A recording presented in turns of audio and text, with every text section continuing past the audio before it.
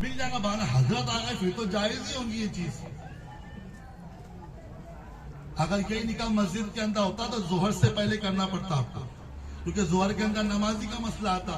और हम तो सब ढेले वाले हैं ना, हम सब ढेले वाले, हम तो पाक साहब रहते ही नहीं। तो फिर हमको मस्जिद से जल्दी निकाह पढ़ के निकलना पड़ेगा। इसीलिए स्टेज सजाओ, मौलवी साहब तो अपने बाप का सालदार है, बुलाओ उसको। अंदर एंट्री करने का भी दिल नहीं हो रहा था मेरा। मैं क्या करूँगा, चले जाता तो वो जिसके घर पे बेटी विदा होने वाली वो परेशान हो जाता। यार मौलवी साहब को इतनी अक्ल नहीं थी, उनका गुस्सा एक तरफ, मगर दिल का दर्द बताए तो किसको बताए। आज बहुत तकलीफ हुई है मुझको। शायद कि आपको मेरी बात तल्ख लगे, बुरी लगे, मुझे माफ कर देना। निकलूंगा तो 4 गालियां दे देना मुझको, मगर अल्लाह ने मुझको भी एक बेटी दी है। और आज उम्मत का हाल जिस कदर हो चुका है ना, रोने के लिए हमको आखिर मैसर नहीं, इतना गंदा उम्मत का हाल है। देख ले आज आप जाकर, आपके इलाकों में ये चीज माहौल नहीं तो आपको लगता है बहुत अच्छा है हमारा माहौल, नहीं, बहुत खराब माहौल हो चुका है। खुदारा अब अपनी चीजों को कम करने की कोशिश करो।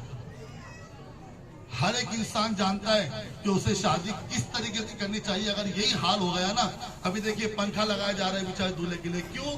इतना सहरा का तमाशा नहीं होता तो ये पंखे लगते भी नहीं। मैं क्या करेंगी, अम्मा की खुशी थी ना, ये अम्मा की खुशी थी कि नहीं रे भाई मैं तो तेरे को देखूंगी, तो फिर अम्मा के लिए करना पड़ा उसको। ये आप मेरे में थे और आज ये काम नहीं चलने वाला। अल्लाह उसके रसूल का वास्ता दे कि मैं उससे हाथ जोड़ के कह रहा हूँ कि इससे खुराफात से खुद को बचाए। अगर आप कवाली के साथ में आते फिर बैंडी लगा देना था, क्यों कवाली वालों को बदनाम करे आपने? वहां से नहीं जी भरा तो यहाँ से जी भर लिया आपने। फिर पढ़ाने के लिए सुन्नी हजरत आए थे, फटाकड़े भी चले सुन्नी हजरत को। वो जो यहाँ का मौलवी, आंध्र का मौलवी जो पढ़ाने का से नहीं आया होगा ना, वो अपने घर में बैठे बैठे अल्लाह का शुक्र अदा कर रहा हूँ। और जवाब हमको देना पड़ेगा। जब सुन्नियों के अंदर सुन्नी मौलाना आते हैं तो सारा कबूल है, क्योंकि 1000-1500 के अंदर मान जाते हैं, डब्बा दे दो या गोश्त मांडे खिला दो, बात खत्म हो जाएगी। मगर नहीं, कुछ ऐसे मिलेंगे आपको जो आपका भी खरीद सकते हैं। दो हाथ दो मुझे कम करो, पहले मीटिंग बैठाओ अपने जमात के ताल्लुक से और कुछ फैसले लो,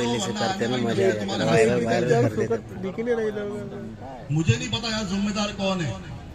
सिर्फ हमारा हाजी नमाजी बनना या सेठ साहब बनना या बड़ी गाड़ी में आना हमारी कौम को इज्जत नहीं दे सकता।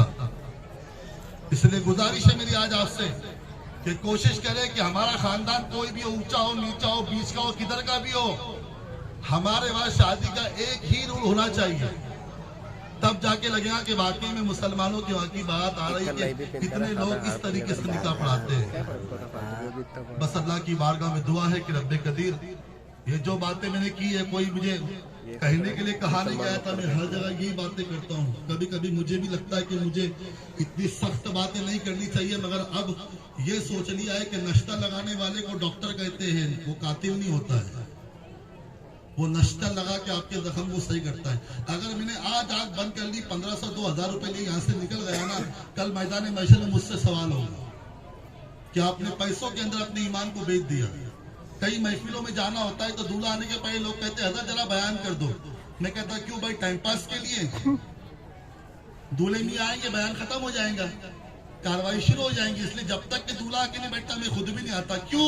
क्योंकि आपके पैसे में लेता नहीं हूं ना, इसलिए आपका बंधा हुआ, आपका सालदार नहीं हूं मैं। सुनना पड़ेगा आपको जो कहूं, वरना बुलाना बंद कर दे मुझे। मैं तो ऐलान करता हूँ कि बंद कर दो मुझे बुलाना।